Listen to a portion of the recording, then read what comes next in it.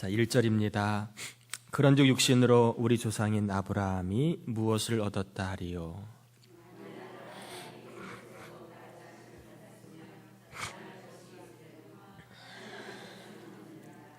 성경이 무엇을 말하느냐? 아브라함이 하나님을 믿음에 그것이 그에게 의로 여겨진 바 되었느니라.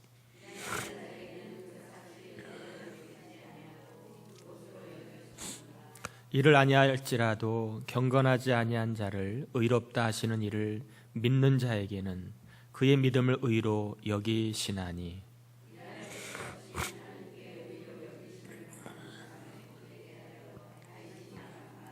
불법이 사함을 받고 죄가 가리워짐을 받는 사람들은 복이 있고,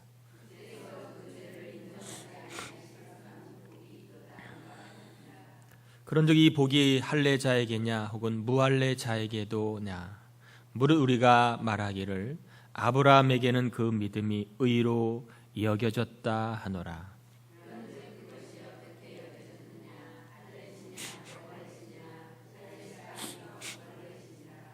그가 할례표를 받은 것은 무할례시의 믿음으로 된 의를 인친 것이니, 이는 무할례자로서 믿는 모든 자의 조상이 되어 그들도 의로 여기심을 얻게 하려 하심이라.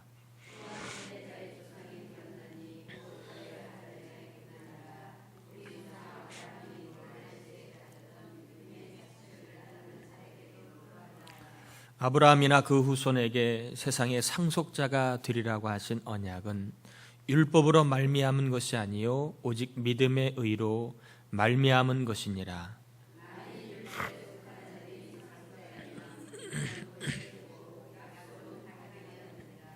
율법은 진노를 이루게 하나니 율법이 없는 곳에는 범법도 없느니라.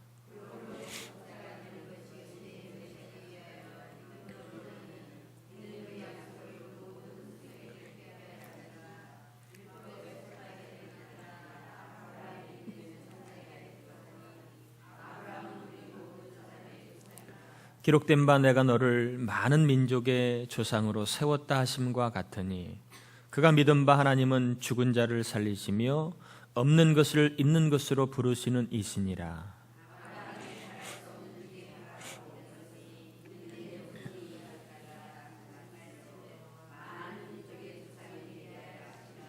그가 백세나 되어 자기 몸이 죽은 것 같고 사라의 태가 죽은 것 같음을 알고도 믿음이 약하여지지 아니하고,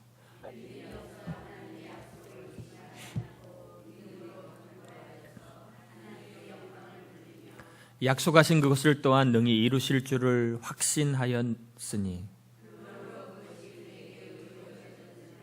그에게 의로 여겨졌다 기록된 것은 아브라함만 위한 것이 아니요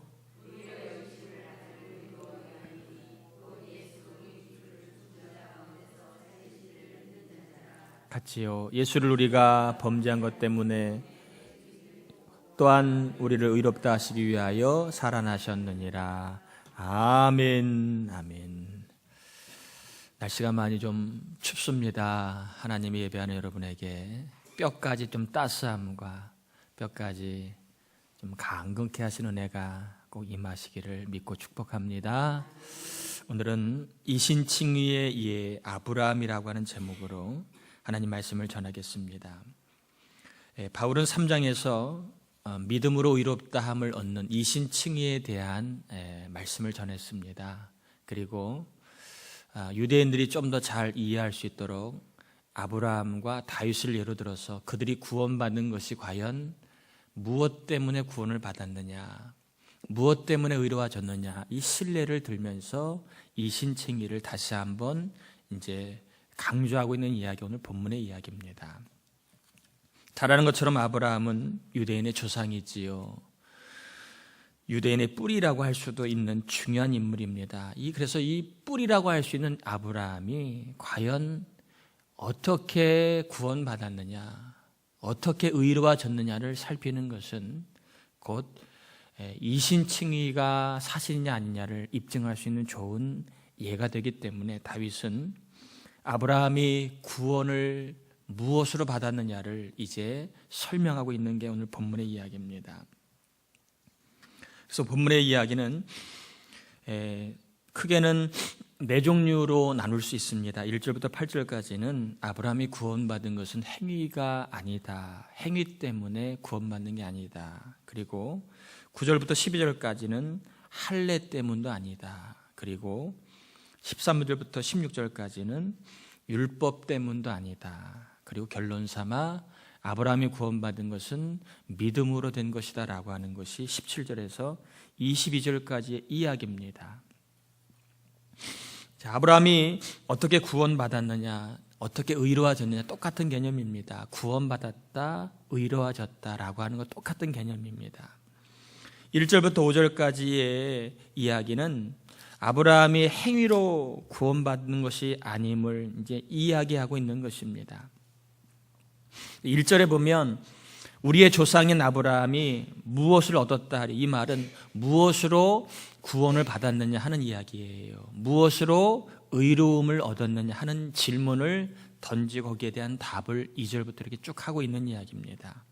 자, 2절에 보면 아브라함이 의로워진 것은 행위로서 의로워졌다 아니다라는 것입니다. 왜? 행위로 의로워졌으면 그 행위가 나와야 되는 거 아니겠습니까?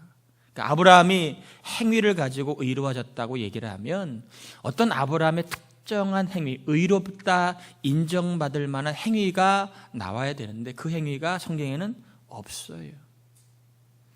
그렇기 때문에 아브라함이 행위로 구원받은 것은 아니다라고 바울이 역으로 이야기하는 것입니다.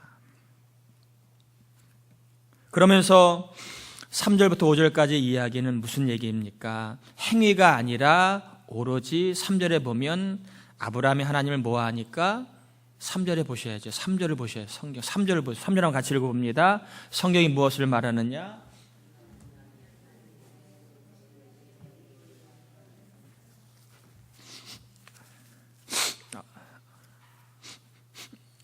감기 걸린 게 아니고 재채기를 해가지고 콧물이 나온 거니까 오해는 하지 마세요.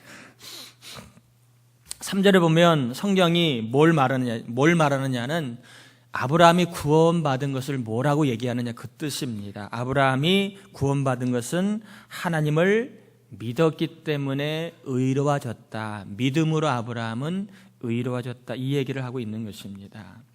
그러면서 이제 4절과 5절에는 일이라고 하는 것은 행위를 이야기하는 거예요. 행위를 가지고 의로워졌다면 그것은 은혜가 아니지 않느냐. 특별히 죄인이 얼마나 착한 일을 할 수 있겠느냐 하는 이야기를 하고 있는 거예요. 성경은 분명히 아브라함이 행위가 아니라 믿음으로 의로워졌다고 이야기하고, 그리고 아브라함이 만약에 행위로 의로움을 받았다면 그 행위가 기록이 되어야 되는데 그 행위는 기록이 안 되어 있으니까 행위로 구원받을 길은, 구원받았다는 것은 말이 안 된다는 이야기입니다. 그러면서 이제 아브라함 예를 들면서 6절부터 8절까지 이야기는 이제 다윗에 대한 이야기예요. 아브라함을 예로 들면 또 다윗을 추가적으로 또 예를 들면서 다윗이 하나님 앞에 받은 복이 뭐냐? 그것은 바로 죄사함의 복인데 그 죄사함의 복은 행위가 아니라 믿음으로 주어진 것임을 다시 한번 강조하고 있는 게 본문의 이야기입니다. 6절에서 8절까지 한번 읽어볼까요? 6절에서 8절 같이 한번 읽어봅니다. 일할 것이 없이 하나님께 의로 여기심을 받는 사람의 복에 대하여 다윗이 말한 바, 불법의 사함을 받고 죄가 가리워짐을 받는 사람들은 복이 있고 주께서 그 죄를 인정하지 아니하실 사람은 복이 있도다 함과 같으니라. 다윗의 예를 들면서 과연 누가 복 있는 사람이냐? 죄가 사함받는 사람인데 이 죄가 사함받는 사람 누구냐? 하나님 앞에 의로 여김을 받은 사람이다. 다윗도 행위로 의로워진 게 아니라 하나님이 그를 의롭다 여겨주셨기 때문이라고 얘기한 것입니다. 바울은 아브라함과 다윗을 예로 들면서 이들 모두는 다 죄 용서를 받고 의로워진 것은 다 믿음으로 된 것이다. 이신칭의의 사실성을 강조하고 있는 것입니다. 구약이나 신약이나 유대인이나 이방인이나 오늘날 서양인이나 우리나 남녀노소 다, 저 여러분 다 똑같아요. 무엇으로 의로워지느냐, 무엇으로 구원받느냐? 믿음으로 가능하다는 것입니다. 특별한 행위가 아니라 믿음으로 구원받는다. 그리고 9절부터 12절까지는 아브라함은 할례로 구원받지 않았다. 할례를 주장하는 사람들에 대해서 반박하는 이야기입니다. 아마 유대인들은 혈통을 굉장히 우선시하는, 중시하는 민족인 것 같습니다. 근데 혈통이 좀 지나쳐서 다른 혈통은 좀 무시하고 좀 이렇게 천대하는 경향성이 있었던 것 같습니다. 마치 우리나라 신분사회였던 옛날 조선시대나 이런 계급사회에 아래 계급을 함부로 여기는 것처럼 유대인들도 그런 경향이 좀 있는 것 같습니다. 특별히 유대인 중에서 유대인은 다 선민이라고 강조를 하고, 그리고 유대인 중에서도 할례를 받아야 유대인으로 인정을 받습니다. 할례를 받아야 유대인으로. 그리고 할례를 받아야 하나님의 후손으로 인정을 받고 인정을 해주는 그러한 풍습이 있습니다. 그러니까 유대인이라고 유대인이 아니라 할례를 받아야 유대인이고, 할례를 받아야 하나님의 사람이라고 하는 서로 간에 그들이 그렇게 인정을 해 주었습니다. 아마 역사적으로 하나님이 아브라함과 언약을 맺으시면서 이렇게 얘기하셨지요. 창세기 17장 7절과 10절 14절에 보면, 내가 내 언약을 나와 너 및 내 대대 후손 사이에 세워서 영원한 언약을 삼고 너와 내 후손의 하나님이 되리라. 너희 중 남자는 다 할례를 받으라. 이것이 나와 너희와 너희 후손 사이에 지킬 내 언약이니라. 할례를 받지 아니한 남자 곧 그 포피를 베지 아니한 자는 백성 중에서 끊어지리니 그가 내 언약을 배반하였음이니라. 이스라엘 백성은 역사적으로 성경을 근거로 해서 하나님의 백성이라고 하는 증거를 할례를 가지고 삼았다는 거예요. 할례를 받으면 무조건 하나님의 백성이 자동적으로 되는 것입니다. 할례라고 하는 행위가 곧 구원과 동일시되는 것입니다. 이것이 이스라엘이 갖고 있었던 신앙의 중요한 축이었습니다. 오늘날로 얘기하면 교회에 나오면 저절로 구원받는다라고 하는 생각을 갖고 있는 사람들과 유사합니다. 신앙이 있거나 없거나 믿음이 있거나 없거나는 관계하지 않고 껍데기를 가지고 이 사람은 구원받았을 거야, 이렇게 생각하는 경향성이 있는 것처럼 똑같이 유대인들은 할례만 행하면 구원받았다라고 서로가 인정해 주었다는 것입니다. 따라서 할례는 유대인이나 이방인이냐를 가늠하는 경계선뿐만 아니라 구원받은 사람이냐 구원받지 않은 사람이냐를 가릴 수 있는 확실한 잣대가 되기도 했습니다. 이러한 유대인의 관점에서 볼 때 할례를 받지 못한 사람은 구원에서 열애가 된 사람으로 분류가 됩니다. 그런데 바울이 전하는 이 신칭의는 뭡니까? 할례가 아니라 믿음이다. 바울이 전한 이 신칭의의 논리는 유대인의 전통을 뒤집어 엎는 거예요. 구원에서 결정적으로 중요한 것은 할례가 아니라 믿음이다라고 하는 것을 이야기하는 것입니다. 바울은 이 사실을요, 믿음으로 구원받는 것, 할례가 아니라 믿음으로 구원받는 것임을 이제 입증하려고 뭘 드느냐 하면, 아브라함이 언제 할례를 받았느냐, 할례를 받은 시기를 가지고 구원을 언제 받았느냐를 바울이 역으로 증명을 합니다. 한번 볼까요? 아브라함이 부름받은 시기는 창세기 12장에 나와 있죠. 1절인데 그때 나이가 75세라고 되어 있습니다. 75세 때 아브라함은 하나님의 부름을 받습니다. 창세기 15장에 가서 이제 15장 6절이나 한번 찾아볼까요? 성경 창세기 15장 6절. 창세기 15장 6절 한번 찾아볼까요?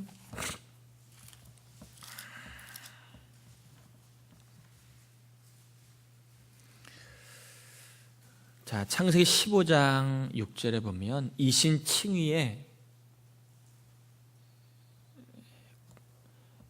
그 확실한 말씀이 나와 있습니다. 15장 6절 한번 같이 읽어봅시다. 아브라함이 여호와를 믿으니 여호와께서 이를 그의 의로 여기시고. 자,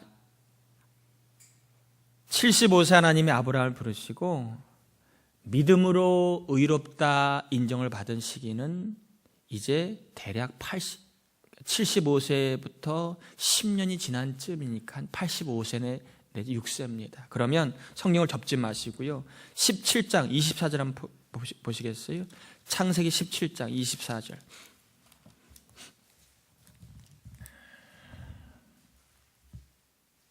창세기 17장 24절입니다. 17장 한 장만 넘기시면 되지요. 17장 24절 같이 읽어볼까요? 아브라함이 그의 포피를 벤 때는 99세였고. 자, 무슨 얘기냐 하면 하나님 아브라함을 부르셨습니다. 그리고 의롭다 인정을 받은 게 86세 때. 그 다음에 그 후로부터 13년이 지난 다음에 할례를 받습니다. 자, 그러면 구원받은 거, 의로워진 게 할례를 받아서 의로워진 거예요? 아니면 믿음으로 의로워진 거예요? 예, 순서상 어떤 게 먼저냐는 거지요. 믿음으로 의롭다 인정을 받고 13년이 지난 다음에 할례를 받았다는 거예요. 그러니까 유대인들은 뭐지요? 할례를 받아야 구원받았다고 주장하는 너희들은 잘못 믿었다는 거예요. 믿음으로 의로워진 것임을 이야기하고 있는 것입니다. 할례를 받기 전 14년 전에 아브라함 이미 믿음으로 의롭다 인정을 받았다는 것입니다. 그러면서 이제 이야기하기를 뭘 얘기하느냐 하면 여러분 13절 한번 같이 로마서 볼까? 다시 로마서 4장 13절. 로마서 4장 12절 한번 볼까요? 또한 할례자의 조상이 되었나니 곧 할례 받을 자에게뿐 아니라 우리 조상 아브라함이 무할례 시에 가졌던 믿음의 자취를 따르는 자들에게도 그러한. 아시겠지요? 아브라함이 할례를 받기 전에 믿음으로 의로워졌다는 이야기를 하고 있는 거예요. 그러면서 13절랑 같이 읽어보실까요? 아브라함이나 그 후손에게 세상의 상속자가 되리라고 하신 언약은 율법으로 말미암은 것이 아니요 오직 믿음의 의로 말미암은 것이니라. 자, 율법은 이로부터 한참 후인 모세 때 주어진 게 율법입니다. 아직 율법은 이때 주어지지 않을 때예요. 율법은 이제 축에도 못 들어온 때입니다. 시기상으로. 율법이 있기 전에 이미 아브라함 믿음으로 의로워졌고 할례를 받기 전에 이미 아브라함 믿음으로 의로워졌다라고 하는 이야기를 하는 것입니다. 그러면서 중요한 이야기를 하고 있는 게 뭐냐면 하나님이 13절에 보니까 아브라함과 그 후손에게 뭘 주시겠다고? 세상의 상속자가 되리라. 이 말은 많은 열국의 백성들을 이제 너를 통해서 이제 주어지겠다. 하나님의 사람들을 많아지게 할 것이다. 심지어는 열방의 사람들, 열국을 하나님의 사람으로 삼을 것이다 라고 얘기하는데, 만약에 예를 들면 이 말대로 할례를 근거로 해서 구원받았다고 친다면 할례를 모르는 족속은 이 아브라함을 통해 주어지는 상속을 받을 수 있어요? 없어요? 못 받는 거예요. 그러니까 할례는 아니라는 것입니다. 아브라함이 의로워진 건 믿음이기 때문에 할례를 모르는 이방 사람도 믿음만 있으면 하나님의 상속자가 될 수 있다라고 하는 이야기를 하고 있는, 이해되시죠? 이 말 한마디 한마디가 바울이 왜 썼느냐를 우리가 잘 이해하셔야 됩니다. 그러면서 내리는 결론은 아브라함이 의롭다함을 받은 것은 행위도 아니고 너희들이 그렇게 자랑하는 특별한 금식, 구제 이런 행위도 아니고 너희들이 그렇게 내세우는 할례도 아니라는 것입니다. 오직 믿음으로 우리가 구원받는 것이다. 이제 이신칭의에 대한 이야기를 아브라함을 통하여 다윗을 통하여 이제 다시 한번 이제 강조하고 있는 이야기입니다. 정리가 되시죠? 그러면서 이제 바울이 이야기를 합니다. 바울의 이야기는 항상 이론이 나오면 실습이 나와요. 바울은 법을 공부한 사람이기 때문에 항상 논리와 함께 적용이 나옵니다. 이 바울의 서신서의 특징이에요. 바울의 서신서의 특징. 교리가 나오고 항상 신앙인의 삶이 나와요. 그래서 4장 17절부터 나와 있는 이야기가 25절까지 나와 있는 이야기가 뭐냐 하면 그 옆에도 여러분 성경 있으면 쓰세요. 17절부터 25절 이렇게 그 위에다 쓰시기 바랍니다. 이신칭의의 믿음을 가지고 사는 삶 이렇게 쓰세요. 이신칭의의 믿음을 가지고 사는 삶. 그게 17절부터 25절까지의 이야기예요. 17절부터 25절까지는 다른 이야기가 아니라 이신칭의의 믿음을 가지고 있는 사람이라면 어떻게 살 것인가 삶을 소개하고 있는 게 이야기입니다. 세 가지인데요. 첫 번째, 여러분 17절 한번 읽어보실까요? 17절 한번 같이 읽어보겠습니다. 기록된 바 내가 너를 많은 민족의 조상으로 세웠다 하심과 같으니 그가 믿은 바 하나님은 죽은 자를 살리시며 없는 것을 있는 것으로 부르시는 이십니다. 이신칭의의 믿음을 갖고 있었던 아브라함이 일상의 삶 가운데 어떤 삶을 살았느냐를 소개하고 있는 것입니다. 첫 번째, 어떤 삶 같아요? 여러분 17절을 읽어보시면 어떤 삶이 이신칭의의 믿음을 갖고 있는 삶이라고 여러분 예측이 되십니까? 그 옆에다 좀 쓸 수 있으면 쓰시면 좋겠습니다. 영적 호기심의 삶. 영적 호기심의 삶.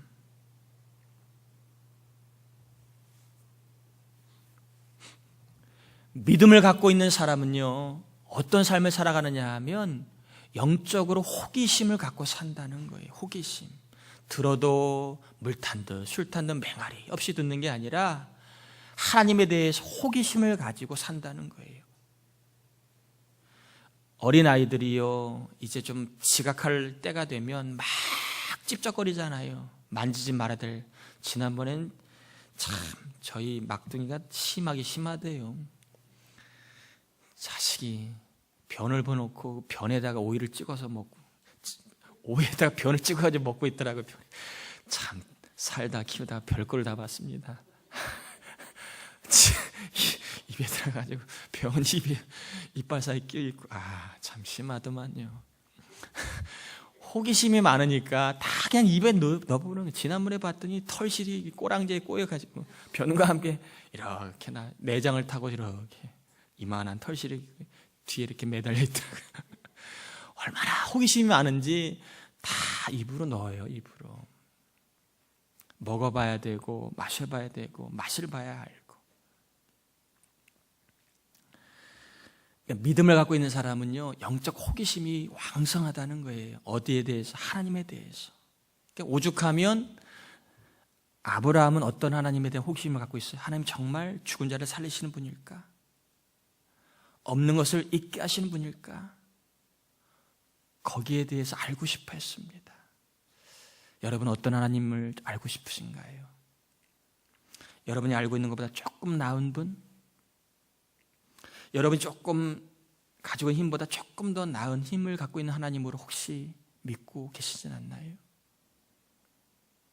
정말 하나님은 죽은 자를 살릴 수 있는 분으로 믿고 계신가, 아니면 없는 것도 필요하면 주시는 분으로 믿고 계신가요? 이신칭의의 믿음 있는 사람은 영적 호기심이 왕성하여서 지금은 죽을 것 같은 자리에서도 하나님은 살리는 분이야, 나를 살리실 거야, 영적 호기심을 가지고 하나님에 대한 믿음을 갖고 나간다는 것입니다.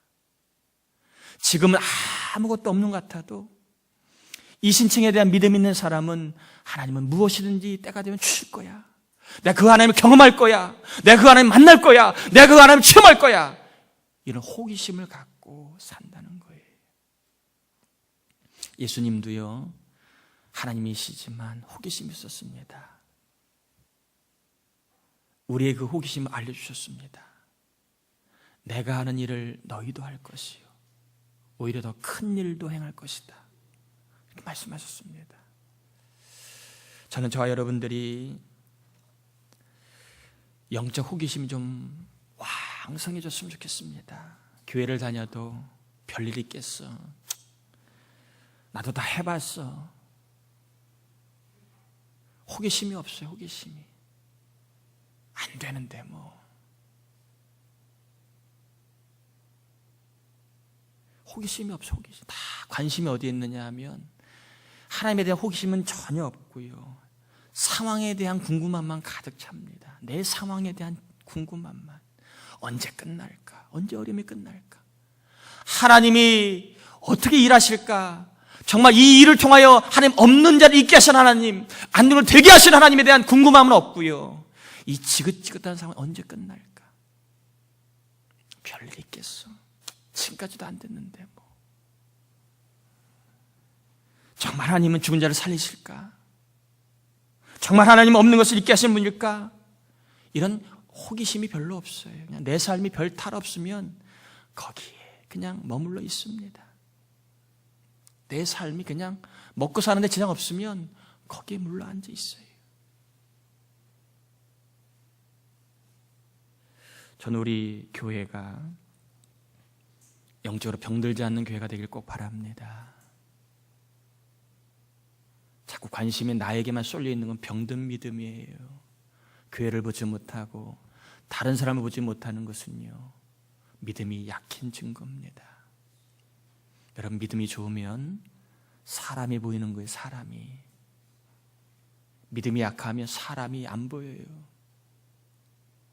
내가 사랑해야 될 사람이 안 보이고 내가 섬겨야 될 사람이 안 보여요. 믿음이 약하면.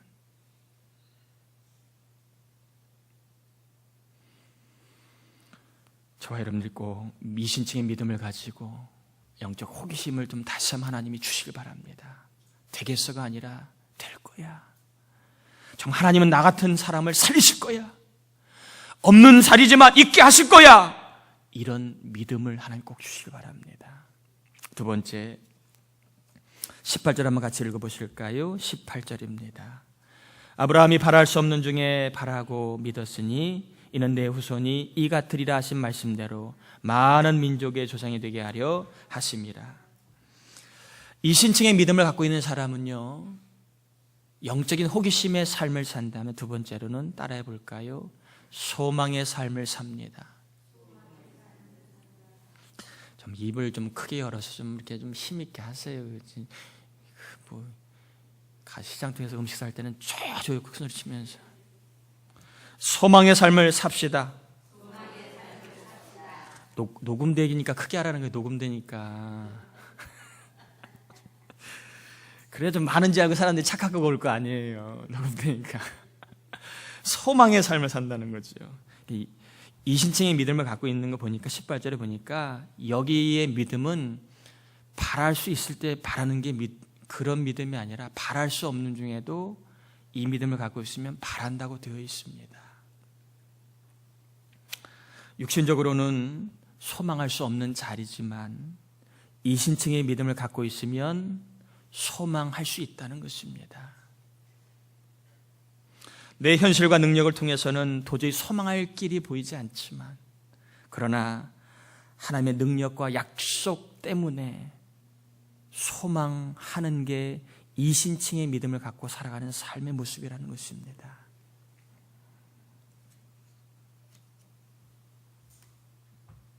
따라해 볼까요? 하나님의 약속이 언제 이루어질까 소망하며 삽시다. 이게 이신층의 믿음을 갖고 있는 사람의 모습입니다. 하나님의 약속이 나에게 언제 이루어질까? 믿음을 갖고 있어 이렇게 소망하며 산다는 거예요. 언제 그 사람이 변화될까? 절망이 아니라 소망. 언제 우리 목장이 하나님 앞에 쓰임받을까? 소망. 언제 우리 교회가 하나님의 큰 은혜를 경험할까? 소망. 지금은 바랄 수 없지만 소망이 소망. 육신을 볼 때 바랄 수 없는 사람이 많잖아요. 저 인간 바뀔까? 그러나 이신칭의 믿음을 알고 소망하며 하나님이 바뀌게 하실지도 몰라요. 세 번째, 19절에서 21절까지 한번 볼까요? 같이 한번 19절에서 21절 읽어보겠습니다. 그가 백세나 되어 자기 몸이 죽은 것 같고 사라의 태가 죽은 것 같음을 알고도 믿음이 약해지지 아니하고 믿음이 없어 하나님의 약속을 의심하지 않고 믿음으로 견고하여져서 하나님께 영광을 돌리며 약속하신 그것을 또한 능히 이루실 줄을 확신하였으니. 이신칭의 믿음을 갖고 있는 사람은 영적인 호기심을 늘, 하나님이 어떤 하나님일까? 내가 이 하나님 꼭 하나님 경험해야 되는데 하나님 경험하기 원합니다. 두 번째는 바랄 수 없는 여건에서도 소망하게 되고요. 세 번째로는 확신의 삶을 산다는 것입니다.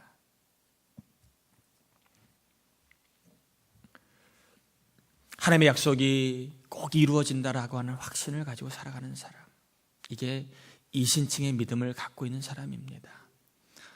여러분, 살아보니까 의심하면 끝이 있어요, 없어요? 의심하면 끝도 없어요. 근데 또 믿어보자고 마음 먹으면 또 믿을만 합니다. 여러분, 지금 현실 보고 상황 보고 의심하지 마시고 이 시간 하나님 저와 여러분에게 약속은 꼭 이루어진다라고 하는 그 믿음, 이 확신을 꼭 주시고 이 확신 가지고 돌아가길 바랍니다. 의심하지 마시고.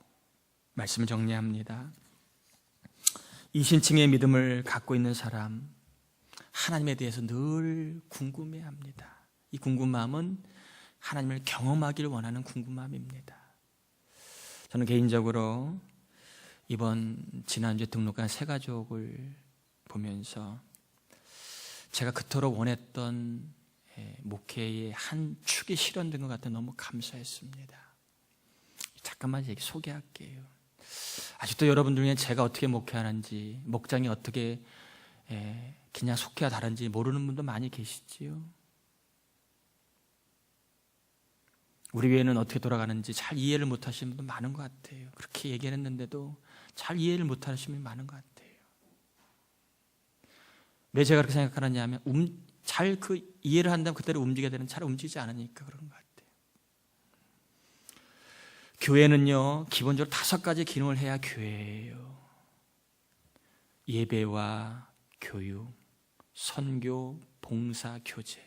이게 5가지가 있어야 교회입니다. 예배만 있는 건 교회가 아니에요. 그리고 교육이 빠지는 건 교회가 아니에요. 봉사가 없는 건 교회가 아니에요. 그건 친목단체지. 그리고 영혼구원과 선교가 없는 거 교회가 아니에요. 그건 일반 모임하고 똑같습니다.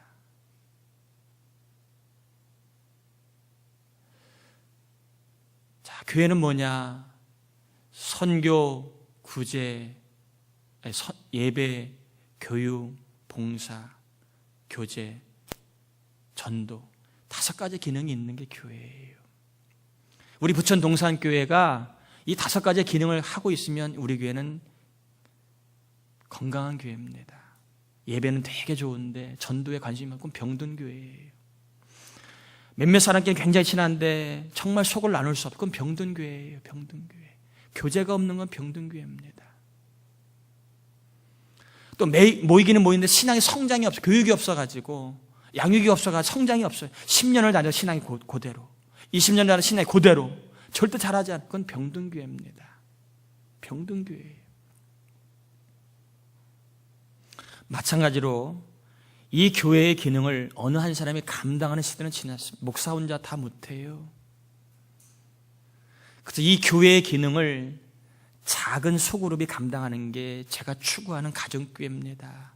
그래서 목장 안에서 예배드리고, 그리고 목장 모임을 통해 교제하고, 삶을 나누고 마음을 나누고 교제하고, 또 그 가운데 1년에 한 명씩 전도하자, 전도 일을 감당하는 목장, 그리고 선교 일도 감당하고, 그 가운데 믿음 좋은 목자나 아니 믿음 좋은 사람이 초신자가 들어오면 그 목장 안에서 신앙의 기본적인 훈련을 시키는 거예요. 양육을 누가 시키는 게 아니라 그 목장에서 새가족이 들어오면 기본적인 신앙을 훈련시키고, 좀 더 깊은 건 교회에서 목사인 제가 시키지만 기본적으로 그 목장 안에서 양육이 되게 하는 게 가정교회입니다. 그래서 우리 교회는 예배를 지나치게 강조하는 헌금을 하지 않아요. 왜 안 하느냐? 목장은 예배만 드리는 게 아니에요. 목장 모임은 예배만 드리는 게 주가 아니에요. 여러분 이해하셔야 새 가족이 오면 왜 이거 안 해요? 저거 안 해요? 하면 우리 교회는 우리 목장 이러한 5가지 기능을 감당하기 위해서 이러한 형식으로 모이고 있습니다. 이러한 사역을 합니다. 그래서 이렇게 합니다. 라고 설명을 하셔야 타교인이나 다른 데서 오는 분들이 자꾸 묻지 않아요. 왜 이 교회는 이상해요? 그렇게 얘기하지 않습니다. 목자가 정확하게 목장 모임을 개념을 갖고 있어야, 그래야 새 가족이 왔을 때 이 교회는 이래서 이렇게 가구나 이해를 할 수 있습니다. 부디 제발 설명을 해주세요. 그냥 따라오라고 얘기하지 마시고, 끌려다니지 마시고, 왜 이 교회는 이렇게 합니까? 라고 얘기하면 이 목장은 5가지 기능을 감당하기 이렇게 모이고 있습니다. 예배도 드리고 이렇게도 합니다. 헌금 대신에 회비를 통해서 선교도 합니다. 이렇게 설명을 해주시면 그 다음부터는 납득이 돼요. 물어보질 않아요. 전도에 대한 이야기를 해보겠습니다. 오늘날 개인 전도가 참 어렵습니다. 다 이 사람들이 교회를 알만해서 전도가 참 어려워요. 끽한다는 게 타교인들 막 뺏어오는 전도, 그런 전도를 해요. 저는 타교인이 오는 걸 별로 좋아하지 않습니다. 그건 교회가 별로 건강한 건 아닙니다. 사정상 부득불 오는 분들은 어쩔 수는 없지만 타교의 교인들을 우리 교회에 오는 거, 교회적으로 볼 때 별로 좋은 건 아닙니다. 저는 다른 교회에 적을 두고 있는데 목사님한테 저한테 연락을 좀 해달라고 요청하는 거 별로 좋아하지 않아요. 그건 전도가 아니기 때문에 그렇습니다. 그 교회 소속에 대해서 그 교회에서 책임지게 하는 게 좋습니다. 우리는 믿지 않는 사람에게 관심을 갖는 거예요. 근데 오늘날 시대에는 전도가 참 혼자 하기가 벅찬 게, 예를 들면 전도를 해서 이제 교회를 모시고 왔어요. 그러면 계속 그 사람이 아무것도 못해요. 그 옆에 계속 붙어 있어야 되고 아무 활동을 못하면 그 사람 위해서. 그러면 그 사람도 피곤하고 전도되어 온 사람도 피곤해요. 그렇게 하지 말고 뭐 하자고요? 전도할 사람, 전도 대상자가 있으면 사랑해주자. 예수 믿으라고 말하기 전에 사랑해주고 섬겨주자. 혼자 하지 말고 목장에서 기도하면서 영적으로 섬기고, 그리고 삶의 필요가 있어야 생일을 맞이하든 어려움을 만나면 우리가 사랑으로 섬겨주자. 섬기는 게 먼저입니다. 그러다 보면 이 사람이 섬김을 받다 보면 마음이 열려. 그러면 좋은 사람이 있는 곳으로 옵니다. 미안해서라도 옵니다. 그럼 그때 좋은 분위기 속에 예배드리고 삶의 마음을 나누는 거예요. 애화를 나누는 거예요. 그러다 보면 마음이 열리고 그 사람 모임이 좋아 나오게 됩니다. 그러다가 그 사람이 어디까지 나올까요? 교회까지 나오는 거예요. 우리 교회는, 목장은 전도할 때 혼자 하지 말고 사랑으로 섬겨주고, 목장에서 다 같이 기도하며 섬겨주고, 한 사람을 세례받기에 공동으로 섬겨주고, 그 사람이 목장에 나와서 적응하며 사랑을, 마음을 열고, 그러면 교회로 그때서야 데리고 무조건 교회 나오는 게 아니에요. 사랑을 받게 하고, 그리고 사랑을 나누게 한 다음에 교회에 나와서 등록하게 하면 교회에서도 또 해야 될 일을 하지요. 그렇게 하는 게 전도도 훨씬 좋아요. 한 사람이 혼자서 다 하라고 하면 힘들어요. 공동으로 하면 어떤 사람 은사에 따라 섬길 수 있고, 또 전도대 와도 그 목장 안에서 양육도 가능하기 때문에 훨씬 더 잘 관리하고, 그리고 교회에 정착할 확률도 상당히 높아요. 이해되시나요? 그렇게 해서 전도를 해오고 신앙을 키워나가는 게 제가 추구하는 이 목회의 모델인데, 이번에 그 모델 첫 번째 케이스로 우리 지난주에 등록하신 분이 오신 거예요. 힘들고 어려운 여건이 있는데 식구들이 잘 사랑으로 섬겼습니다. 그러니까 교회에 나오고 싶어서 등록을 하게 된 케이스예요. 이게 제가 그토록 원했던 이론적인 것이었는데, 이 이론이 그대로 되니까 얼마나 제가 기분 좋겠습니까? 하나님이 이렇게 일하시는구나. 우리가 이렇게 앞으로 목장이 하면 이렇게 하면 되겠구나. 저는 하나님을 경험한 거예요. 하나님이 이 시대에는 이렇게 또 일하시는구나. 경험하고 체험해서 너무 감사한 것입니다. 이런 호기심이 있었는데 믿음을 갖고 나가다 보니까 3년 동안 기다렸더니 하나님이 거기에 대한 열매를 맺게 하시니까 너무 감사한 거예요. 감사한 거. 아마 목장마다 섬기고 계신 분이 있을 것입니다. 믿음을 갖고 섬기다 보면 꼭 여러분들도 영혼권의 역사를 경험하게 하실 줄 믿습니다. 섬기는 일을 먼저 하자. 섬기는 일. 섬기는 일. 우리 같이 이 시간 좀 기도합시다.